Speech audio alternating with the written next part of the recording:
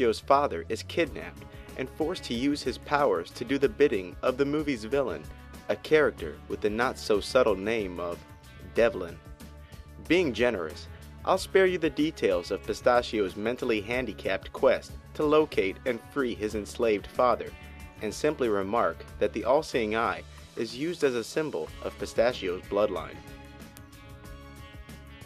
Pick of Destiny is about an aspiring rock musician named JB, who learns that all the best rock musicians of the past used the same guitar pick, which had been fashioned from the tooth of the devil by a powerful magician ages ago.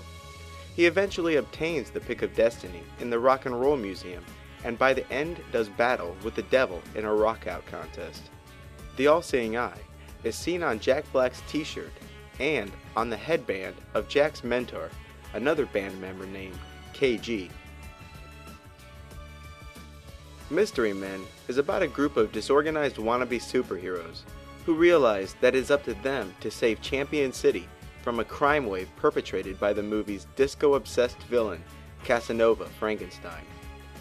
After recruiting more members to the superhero franchise, they still find themselves without leadership. The Mystery Men find leadership in a Yoda-like character named the Sphinx. The Sphinx trains and mentors the group until they are ready for the final showdown with the forces of Casanova Frankenstein. The all-seeing eye is spotted on the garment of the group's mentor in the moments leading up to the final battle with Casanova. In the movie Van Helsing, the famous vampire hunter Van Helsing is out to save a town in Eastern Europe from the clutches of Dracula, who is acknowledged as the son of the devil. Upon arrival to the small village, he begins to battle Dracula's followers. Van Helsing is eventually bitten by a werewolf and escapes the human condition by becoming a werewolf himself.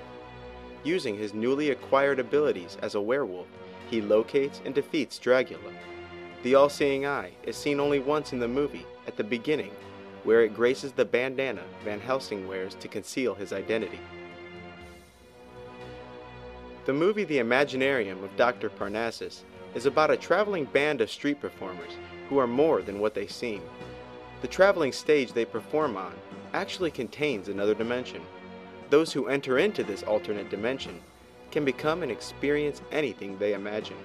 In the movie, an old man named Dr. Parnassus has gambled away the soul of his daughter to the movie's villain, a character called Mr. Nick, who collects people's souls. Dr. Parnassus attempts to free his daughter's soul from the wager by providing the villain with other people's souls. The all-seeing eye and pyramid are spotted on the Doctor's traveling stage. It's also worth noting that the villain's name, Mr. Nick, is very close to Old Nick, which has long been used as an alternative name for the devil.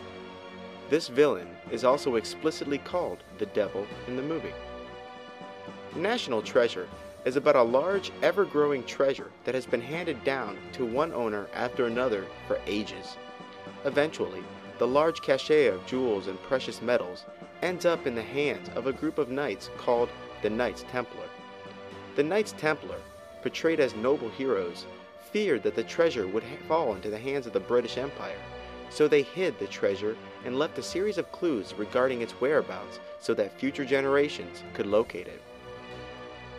The movie's villain, an Englishman named Ian Howe, intends on cashing in on the treasure by following the clues left by the Freemasons. The protagonist, Ben Gates, played by Nicolas Cage, is also on the trail of the great national treasure. In the movie, the all-seeing eye and pyramid were symbols of the Knights Templar, who would later rename themselves the Freemasons. Sometimes the pyramid and all-seeing eye are seen in a movie or TV show without a specific use or context, as if it had no other apparent purpose other than to be seen.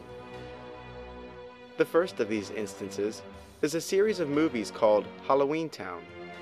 In 3 out of the 4 Halloween Town movies, the all-seeing eye can be seen on the door of a taxi that acts as the town's cab service. Being There is a 1979 film about a simpleton gardener named Chauncey Gardner. The main character's mannerisms remind the viewer of Dustin Hoffman's Rain Man.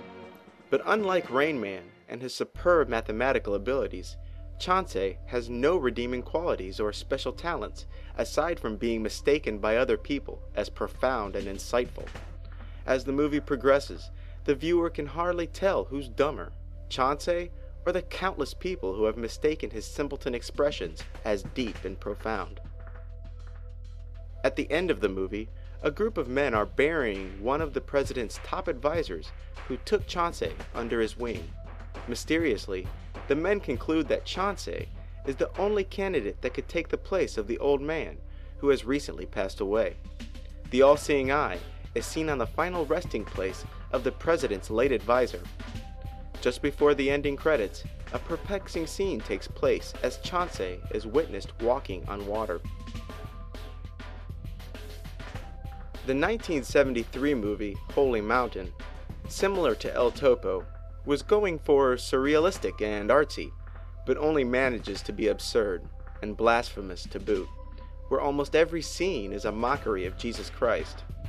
At the beginning of this senseless tale, Jesus undergoes what appears to be some kind of initiation as he approaches the two pillars of the Tree of Life. This is later confirmed when he was told the words, to know, to dare, to want, and to keep silent. Each of these statements represents one of the magical elements, and all four are often said during occult initiation rituals. This ridiculous story surrounds the life of Jesus and 8 others as they journey to a place called the Holy Mountain, where it is alleged that one is bestowed with immortality. The All-Seeing Eye appears in the film as a room where the members of Jesus' group throw their money and egos into the fire and vow to gain immortality by reaching the Holy Mountain. Why is the meaning of the eye confined to so few contexts in so many movies and television shows? And why is the All-Seeing Eye's uses correspond to satanic and mythological interpretations? The surprising answer is that the aforementioned movies and TV shows are in fact retelling a very real story based on the gods of Egypt, where each time the story is altered slightly so that it does not resemble any previous retelling of Egyptian myth.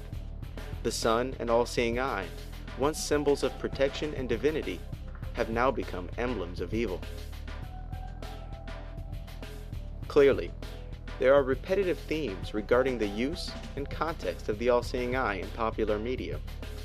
It is also clear that these repetitive themes are mostly in line with satanic and mythological uses of this ancient symbol. Further, the years of 2000 to 2009 saw more use of the all-seeing eye than every instance in the previous 3 decades combined. Most of the time, the all-seeing eye is a villain, like the Egyptian god Set. Other times, it is the mark of a chosen one, like the Egyptian god Horus. And still in other cases, a superweapon, like the Egyptian goddess Sekhmet. If one chooses to mix the perspective of Egyptian mythology with modern-day Satanists, they would come to the conclusion that the all-seeing eye is a superweapon or a position of power in which Satan is the present beholder of.